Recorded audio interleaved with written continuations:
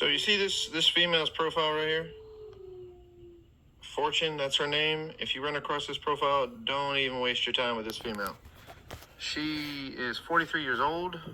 She got kids. Nothing wrong with kids. She started a conversation with me back on October 7th and I say that to deal with the narcissist. Because I've been with plenty of women she took with kids. A couple of days after that, since she knew Then the hurricane was coming in, without Hurricane Milton. kids. And look at what she did. I kept a very polite conversation. And this is all she said. I'm glad you care. So how you doing? I'm recovering from nonstop and, all that stuff. And she says she's going out. She's went to work in some apartments. And what are you looking for? A sincere connection. And so, I reply back short and kind because I'm realizing I don't need to write big responses. And then she says she's looking for a serious relationship. Monday, I respond with a full detailed response and even the pride of me growing on TikTok. And Tuesday, no problem, I'll be here. I said, yeah, hi, so how was your day? I had a rough morning, not horrible yet. I only got 6 hours of sleep. Yes. She just laughed at that. Really. I woke up at 4:30 a.m., been waking since working, picking up kids now. Really 1:37 in the morning. How about you? Or, and then bed. So in this response, I got the feeling this was kind of a downward turn, but I didn't want to jump to the conclusion and respond negatively. So I did this. I did a very nice response, and all she could reply back was, yeah, my kids are my life. Kind of like saying, yeah, I really don't care what you have to say. So she already had her mind made up. And then I said right there, I'm already knowing what's going on.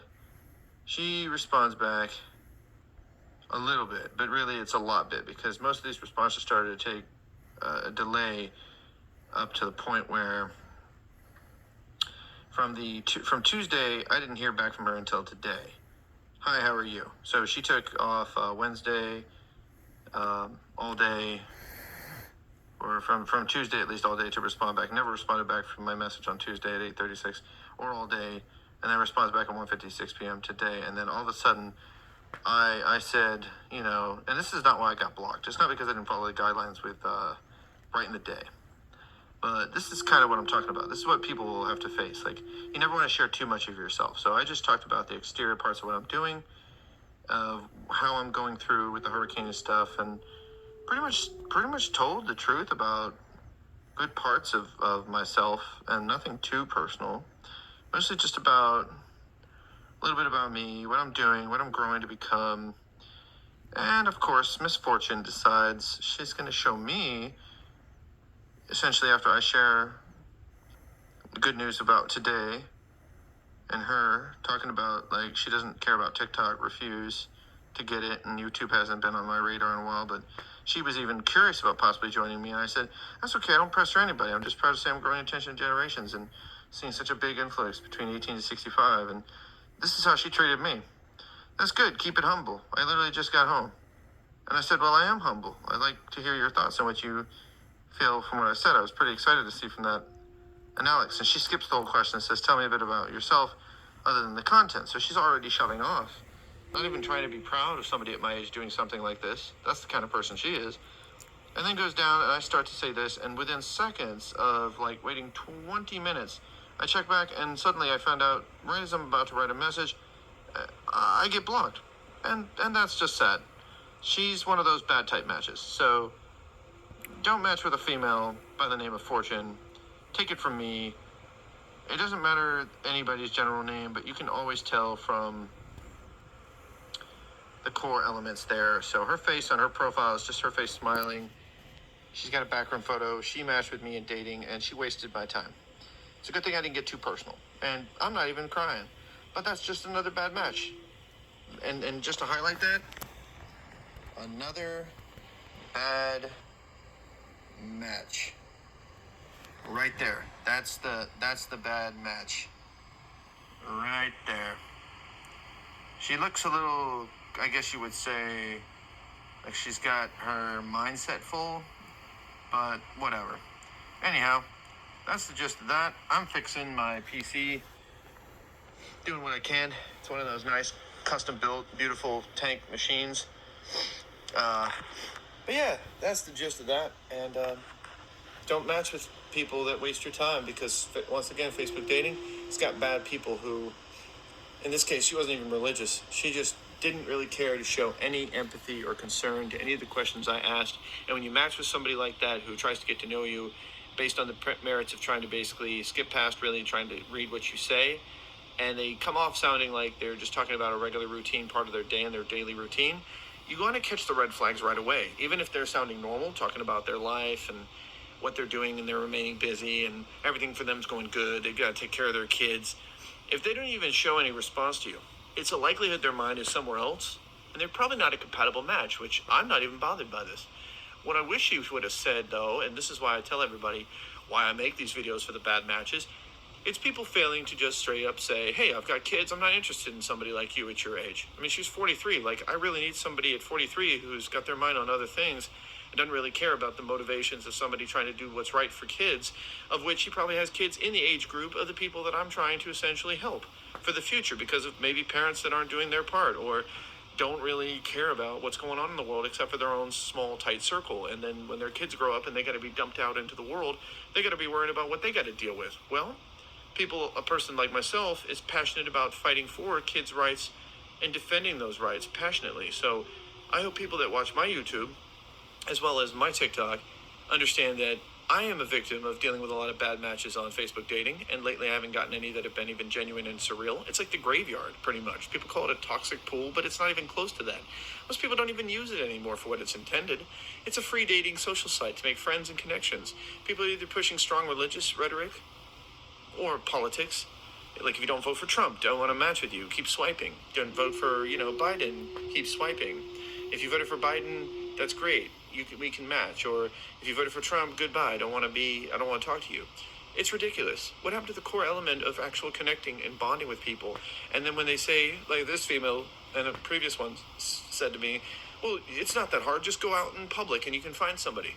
Do you know how many women, first off, don't like the approach type kind of guy coming up to her and telling her he's trying to flirt with her, bond with her, become more than just friends, or even for that matter, try to become friends just to get a number? It's not that the moral compass of the old game of dating and fundamental mojo of a man or a woman, for that matter, trying to find a guy is completely dead. It's the fact that we don't have the money to be going out in public to know when and if we're going to meet anybody. And most people out there doing that are people with money who are retired, who are done with their lives, who are drinking a beer, people who are or having a glass of wine, a bad marriage, a past divorce, a past or ex, scotch, or and they're not really interested in talking to anybody. tequila. They just want to get away from home. They want to get away from life. And to think that most people can just assume that the average person is going to find a connection out there for the kids out there. I'm telling you, kids, work on telling your parents you know what's best for you, and same thing for you adults. With you parental know what's best consent. for you, that the internet is not the enemy. It's people on the internet It's making true. the The problem. internet is not the enemy. And it starts right there with a free social dating site like Facebook Dating, because how many places do you go to for dating or connections where you find free connections to set up a profile where you can match and connect with people? It's not something you're going to find very often. Just all due respect. I mean, quite frankly, there are some out there you can join with, but you can't always message on those free places. So that's my review for this one. And I'm stepping up for the kids and the future generation, that people need to talk and respect each other and at least be more genuine and honest and not waste people's time.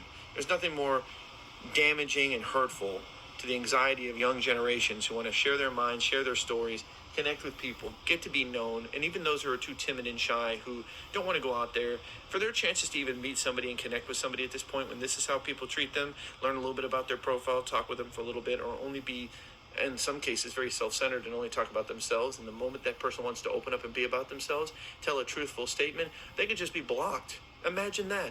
You're a sweet, innocent, kind person. You're a genuine person with a heart. You have emotions. You have feelings.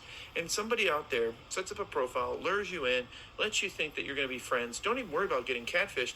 You're just going to feel like you wasted your time. What's more damaging than that? In the normal day and everyday life, when we go past people in the streets we normally don't want to talk to, we just keep walking. When we meet somebody that we want to talk to, we really engage with them, and you don't just turn your back on them and walk away. This is what I mean. People treat people on the internet worse than they treat people in real life. And that's the fundamental core. Stop bullying, stop ghosting, stop abusing, and certainly stop leaving a poor etiquette of children's mentality for growth and structure for generations to bond and connect. Because it all starts with the present, here and now, for the betterment of children's future, and the futures that we won't have if we don't work hard toward the present today. Thanks for watching.